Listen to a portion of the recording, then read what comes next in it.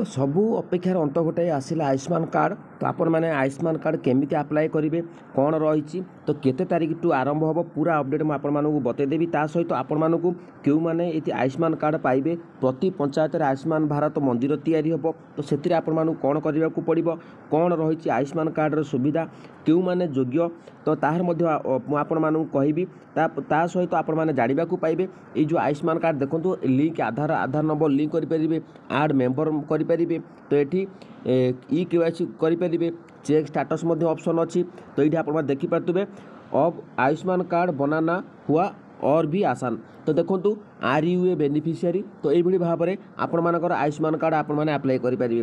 ता पूर्व आपण मानू पूरा अपडेट बतई दूची जेहेतु जेपी नाडा आज अपडेट देइचंती तो ओडिशा रे आरंभ होगा जाऊँगी आयुष्मान कार्ड नुआ तो आपण मैंने केमिति अप्लाई करेंगे कौन रही पूरा डिटेल्स आपण मानू बतई दूची। तेज चलतु पूरा डिटेल्स अपडेट आपण मैंने जानी नियंतु। जदि चैनल को नुआ आसुन चैनल को सब्सक्राइब करूँ कारण आयुष्मान कार्डर लाटेस्ट वीडियो आपण मैंने प्रॉडक्ट वीडियो देखा पाइबे। तो चलतु कौन रही पूरा अपडेट मुझे आपको बतई दूची। तो ये देखिपारे ब्रेकिंग न्यूज अच्छी कार्डर शुभारंभ करेंगे नाडा बा जेपी नाडा आरंभ करेंगे एप्रिल 11 राज्य आयुष्मान कार्ड लागू होब। तो बर्तमान समय तो आसूची खुशी खबर आउ मात्र गोटे सप्ताह तापर राज्य आरंभ होब आयुष्मान भारत कार्ड। एप्रिल 11 तारिख में ओडिशार आयुष्मान कार्ड शुभारंभ होगा जाऊँगी। एथिपाई ओडिशा आसुचंती बीजेपी राष्ट्रीय अध्यक्ष जेपी नाडा 10 तारिख राति में भुवनेश्वर में पहुँचे नाडा। पूरा अपडेट मुझे आपको बतई दूची। तेबे आउ 11 तारिख दिन बा आउ 11 तारिख दिन आयुष्मान भारत योजनार शुभारंभ करेंगे। एथिपाई जोरदार प्रस्तुति चली। तो आपण मैंने अनेक प्रश्न उठुव सूचना देते स्वास्थ्य मंत्री किछि दिन पूर्व एने सूचना देते स्वास्थ्य मंत्री मुकेश महालिंग से कहते खूब शीघ्र राज्य में लागू हो आयुष्मान भारत योजना।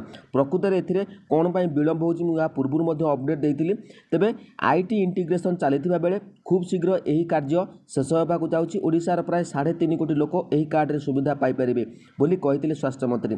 तेबे चली आईटी इंटीग्रेशन कार्ड प्रिंटिंग देखो एने स्वास्थ्य मंत्री मुकेश महालिंग कहते खूब शीघ्र राज्य में लागू हो आयुष्मान भारत योजना। राज्य में यही योजना लागू पाई आईटी इंटीग्रेशन एवं कार्ड प्रिंटिंग काम चलुची एथिपाई समय लगुच जेहेतु कार्ड गुड़िक आपण मानक डाउनलोड करने को पड़ो तो से आपण मैंने तो से 3 कोटी पाखापाखि ओडिशा रे कार्ड बर्तमान मिलवा जाऊँगी तो से समय होउची।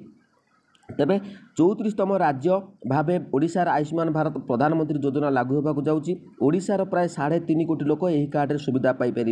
तो देखो 3.5 कोटी लोकंर बर्तमान कार्ड ऑलरेडी प्रिंटिंग होबार लगी। तेबे सरकार द्वारा धार्य सीमा भितर अर्थात चलित आर्थिक वर्ष ही राज्य में लागू हो आयुष्मान भारत योजना। आयुष्मान गोपबंधु जन आरोग्य योजना ना रे रहिबो गोटिए कार्ड आयुष्मान आउ गोपबंधु जन आरोग्य योजना ना रे रहिबो गोटिए कार्ड तो अलग अलग कार्ड हो पारिबो नाही। तेबे वयस्क माने ऑनलाइन करें कार्ड डाउनलोड देखो ये आयुष्मान भारत और गोपबंधु जन आरोग्य योजना 70 वर्ष ऊर्ध्व वयस्क लगी स्वतंत्र सुविधा से माने ऑनलाइन लाइन छिड़ा हो हैरान होगा पड़ोनी से ऑनलाइन आयुष्मान कार्ड डाउनलोड करेंगे। तो बहुत बड़ सुविधा वयस्क लोक मानी रही। तेबे प्रति पंचायत आयुष्मान भारत मंदिर ग्रामांचल में स्वास्थ्य सेवा पहुँचाइवा लक्ष्य रखा जाइतिबा बेले ओडिशार प्रति पंचायत में हेबो आयुष्मान भारत मंदिर। आयुष्मान भारत मंदिर जड़े योग्य शिक्षक रहिबे एथिरे स्वास्थ्य मंत्री अन्य सुविधा सुजोग जोगाई दिया जिवो। अन्यपटे पूर्व राज्य सरकार को टार्गेट कर स्वास्थ्य मंत्री कहते 2018 मसीह सारा देश में आयुष्मान भारत लागू करागलानी। 3टी राज्य राजनैतिक दलर हीन मान्यता पाई लागू करि नथिले। आज ओडिशा पई एक ऐतिहासिक दिन शेष में यह लागू होगा जाऊँगी। तेबे कौन रही सुविधा प्रति परिवार को मिल गोटे कार्ड 3.5 कोटी लोक पाइबे सुविधा संपूर्ण कैशलेस चिकित्सा सुविधा रहिबो। कार्ड रे 5 लाख टकार मागणा चिकित्सा महिलांको पई अतिरिक्त 5 लाख टका सुविधा तालिकाभुक्त हॉस्पिटल में मागणा चिकित्सा हेबो। तो तालिका सब रहिबो केउ हॉस्पिटल आपण माने मागणा चिकित्सा करा जाई परिबो। तेबे केउ माने योग्य हेबे 70 वर्ष ऊर्ध्व वयस्क रहिबे बाहर राज्य में रोहुतिबा लोक भी पाइपर सुविधा ई केवाईसी डाटा आधार में कार्ड मिलिबो। बीएसकेवाई हिताधिकारी को भी मिलिबो सुविधा। तेबे जो मैंने बीएसकेवाई कार्ड पाइथिले सेमानकु मध्ये एथिरे सुविधा मिलिबो। तो आपण मानकु आहुरी मध्ये सुविधा हो तो आपण मानकु डायरेक्ट कार्ड मिल जिवार संभावना रोची। तेबे जहाँ अपडेट आसिबो मु आपण मानकु बतई देबी। जदि अपडेट आपण मानकु भल लागिला तो चैनल को सब्सक्राइब करंतु। जय जगन्नाथ।